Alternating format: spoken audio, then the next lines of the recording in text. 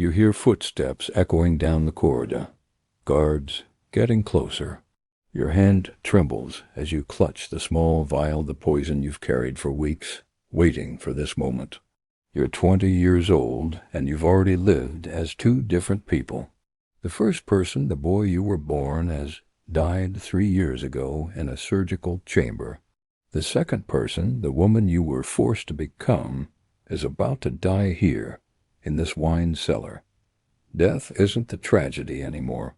Death is mercy. Because what the new emperor has planned for you in the Colosseum, the performance, the public humiliation, the demons dressed as gladiators that would be worse than anything you've already endured. And you've endured things that would shatter most people's minds. Before we continue, I'd love to know comment where in the world you're watching from.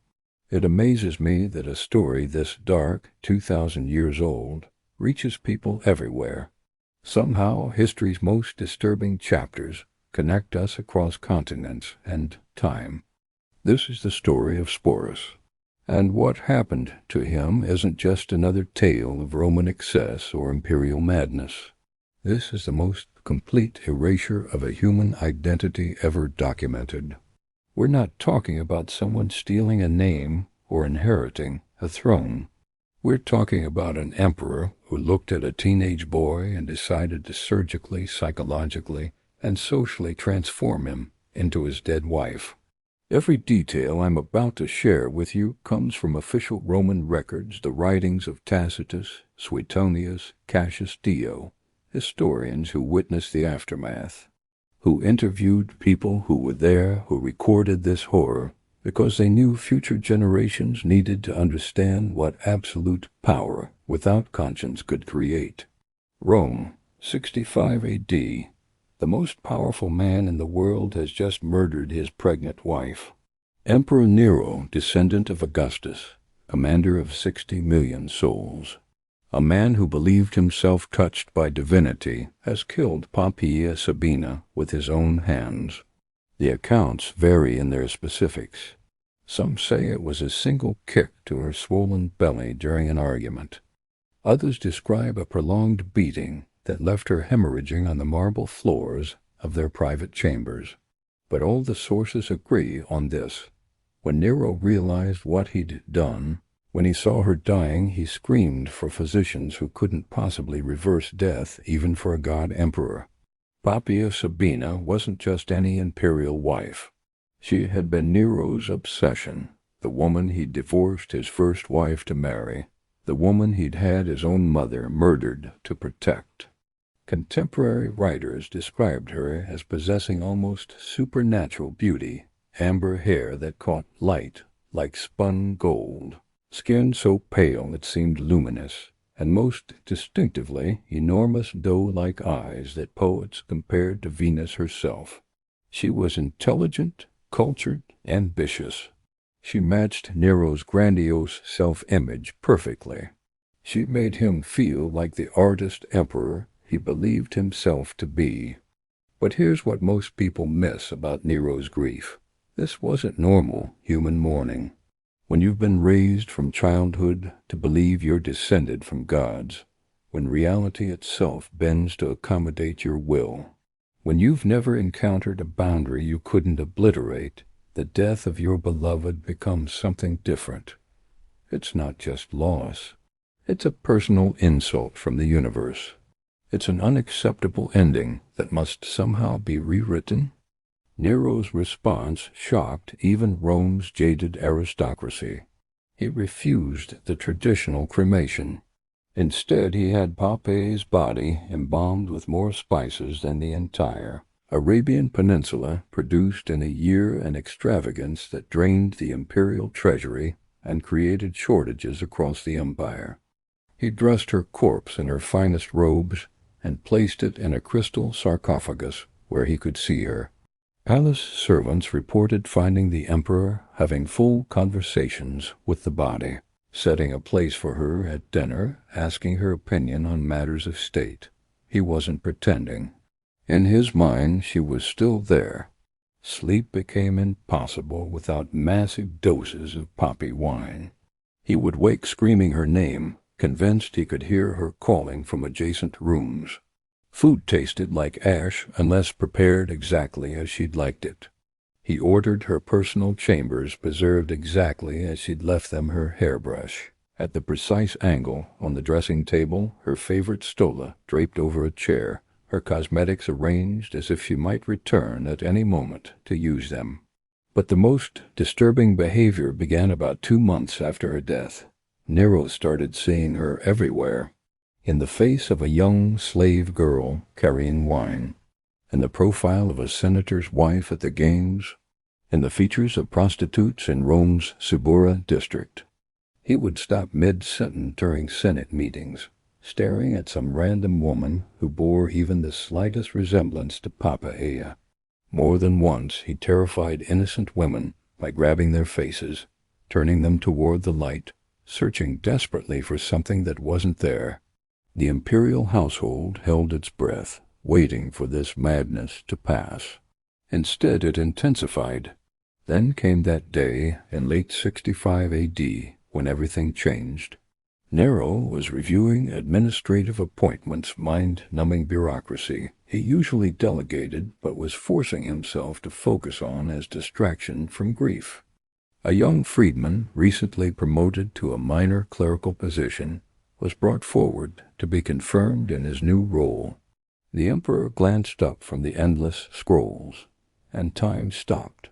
The boy standing before him, he couldn't have been more than 15, had Poppaea's eyes, not similar eyes, not a passing resemblance, the exact same enormous, dark-lashed eyes that had captivated Nero from the moment he first saw her.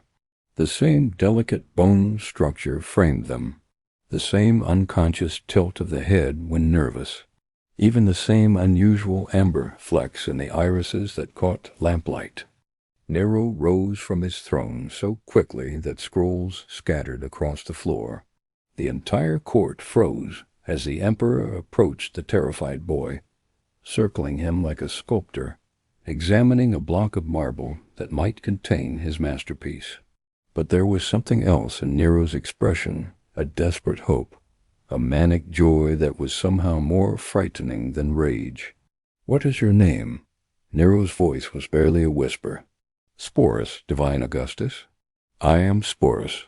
Now here's the context that changes everything about what happened next." Sporus wasn't just some random slave plucked from obscurity.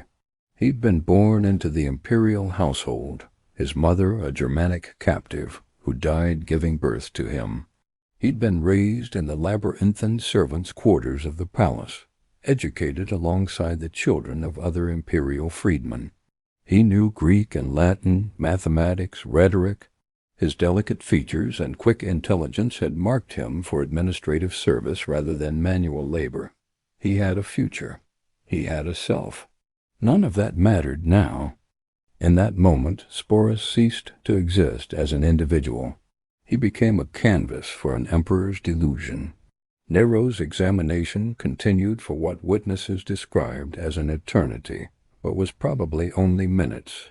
He touched the boy's face, turned it to catch different angles of light, ran fingers through his hair.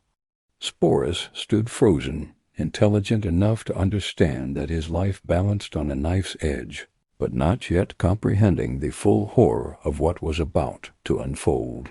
Finally, Nero stepped back. The smile that spread across his face was described by one chronicler as the expression of a man who has discovered the secret of defeating death itself. "Cancel the rest of today's appointments," Nero commanded.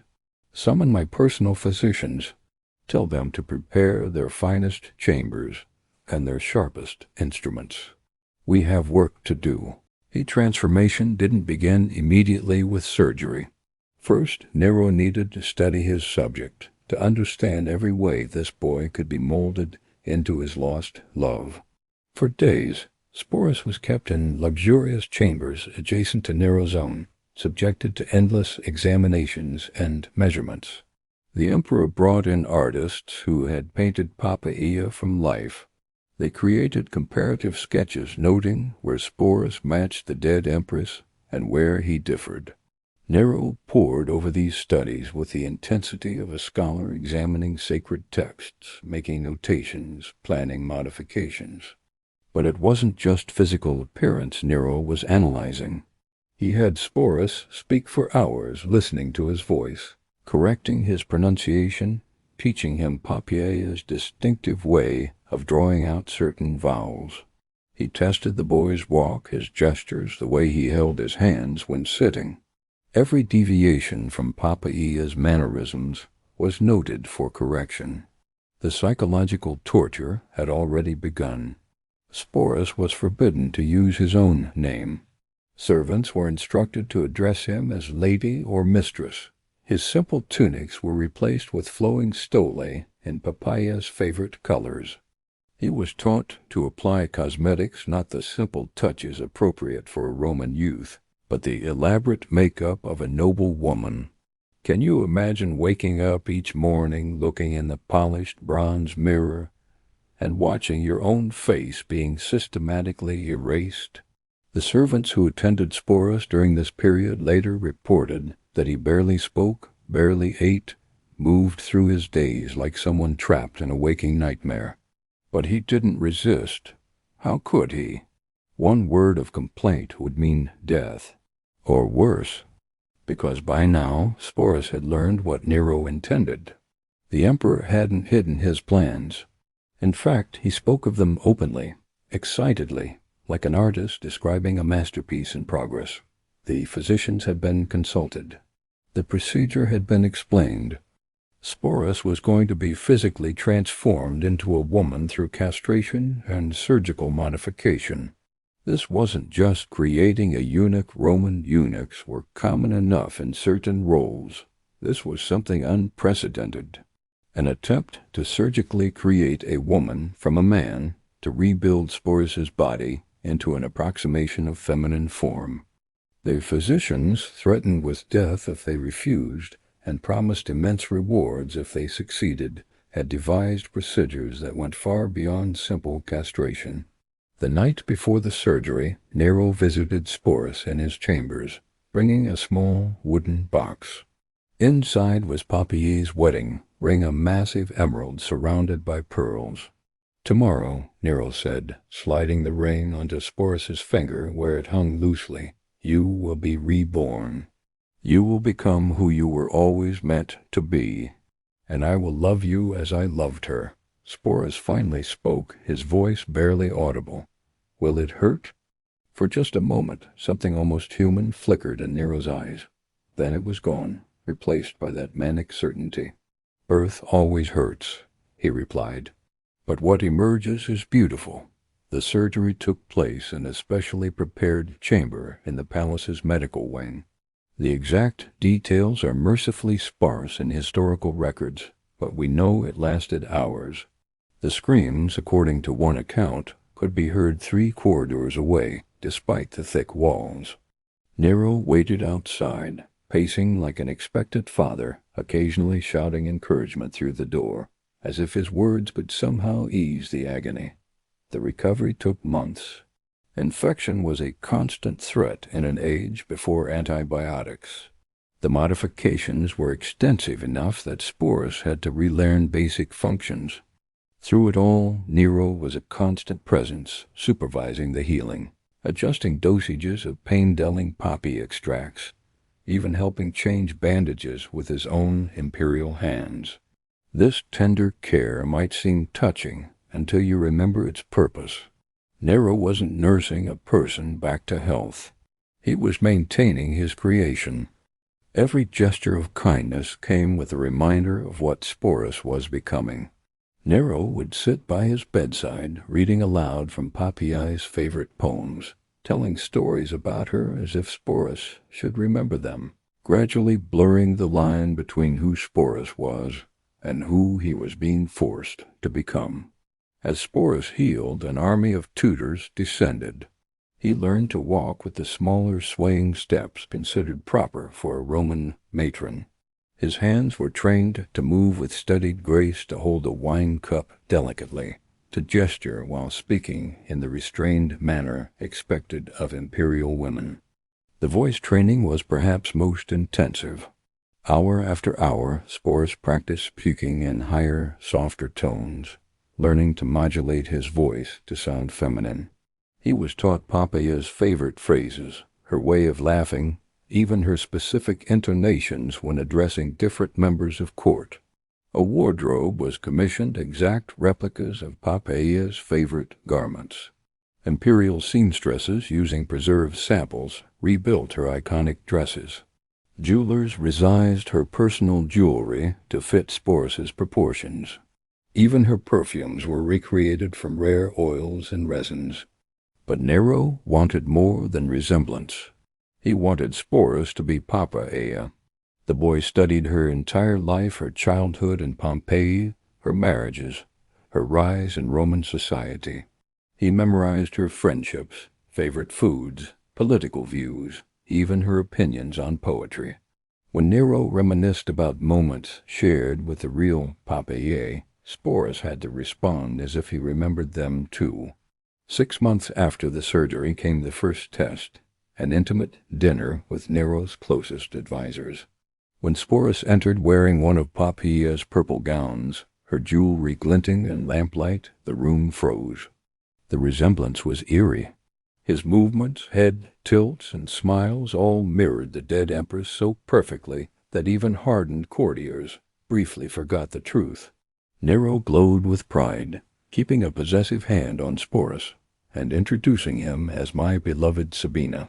The guests, desperate to survive, played along praising Sabina's beauty, speaking to her as naturally as if Poppæa had never died.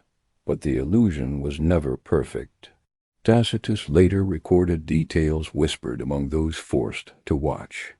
Sporus's hands remained slightly too large. His shoulders retained masculine width. Occasionally his natural voice slipped through the practiced feminine tones. More painful were glimpses of Sporus himself, moments of intelligence, wit, or sadness unrelated to Poppæa. These disappeared quickly. Any deviation earned psychological punishment, coldness, withdrawal, and threats that Nero would find a better Poppæa if this one failed. Then came the announcement in early 67 A.D., a full imperial wedding with every traditional Roman ritual. Preparations proceeded with grotesque normalcy, priests readying sacrifices, planners following ancient customs, Rome decorated for celebration. Invitations went to every senator and magistrate. No one dared decline. The wedding day was surreal. Sporus wore the saffron veil of a Roman bride, his face painted, the dowry transferred, the marriage contracts signed as if heirs could ever result. Nero played the devoted groom with unsettling sincerity, performing rituals, speaking vows, even carrying Sporus over the threshold. The feast overflowed with extravagant dishes, rare wines, and elite entertainment. Rome's nobles kept their fixed smiles, offering congratulations, speeches, and poems. But behind the facade, all recognized the violation of Roman values and human dignity, yet they applauded, because dissent meant death. Life as Nero's empress became an endless performance. Sporus woke in Poppæa's chambers, dressed in her clothes, styled according to her tastes, his every word calculated to maintain the illusion. During Nero's Greek tour in 67 A.D., the fiction intensified. Greeks treated him as empress, he presided at banquets and ceremonies, and priests prayed for children that could never exist. Private life was worse. Nero expected Sporus not just to act as a woman, but as Poppæa herself, mirroring her preferences, reactions, even intimate quirks. Any break in the illusion brought rage or cold disappointment. Servants whispered of Sporus standing motionless at dawn, seemingly unable to exist outside the role. Accounts suggest he developed severe dissociation, referring to himself as Poppæa, holding conversations with mirrors in two voices. In 68 A.D., rebellions erupted. Nero became an enemy of the state. As he fled Rome with a few loyal servants, Sporus followed. The emperor refused to abandon his fabricated paranoia. In their final days, Nero swung between escape fantasies and theatrical suicide plans, clinging to Sporus, calling him my resurrection, begging him to die with him. When soldiers closed in, Nero finally chose death, asking Sporus to mourn him like Poppaea. Sporus helped guide the dagger, perhaps the only act of mercy between them. Nero's death did not free him. Sporus became a political trophy. Emperor Galba kept him in the palace, but ignored him. Sporus remained dressed as a woman, still called Sabina. Galba fell within months. Otho Poppaea's former husband treated Sporus as a legitimate widow and even considered marrying him before his own suicide. Then came Vitellius, whose crude nature led to Sporus's final ordeal. He planned a public spectacle in which Sporus would reenact Proserpina's abduction, ending in rape and death before the crowd. Facing this ultimate humiliation, Sporus chose his own end. Whether by poison or opening his veins, he died by his own hand, around 20 years old. His tragedy raises haunting questions. Sporus was stripped of identity, rebuilt into someone else's fantasy, every aspect of his life reshaped by force. The real Sporus, his thoughts, his dreams disappeared so completely that even his name may have been a cruel nickname. The boy who entered Nero's household vanished into the role imposed on him. Equally disturbing is the countless complicity, surgeons, tutors, courtiers, servants, all sustaining the fiction for survival. His story shows how power without conscience creates horrors, how entire societies can uphold delusions when tyrants demand it. Somewhere beneath modern Rome lie the ruins of Nero's palace, the rooms where Sporus lived, practiced Poppaea's voice, and became a ghost. In choosing death over spectacle, he reclaimed the only thing that was ever his, the right to refuse. That small vial of poison, held in a trembling hand 2 millennia ago, was his first and last act of freedom.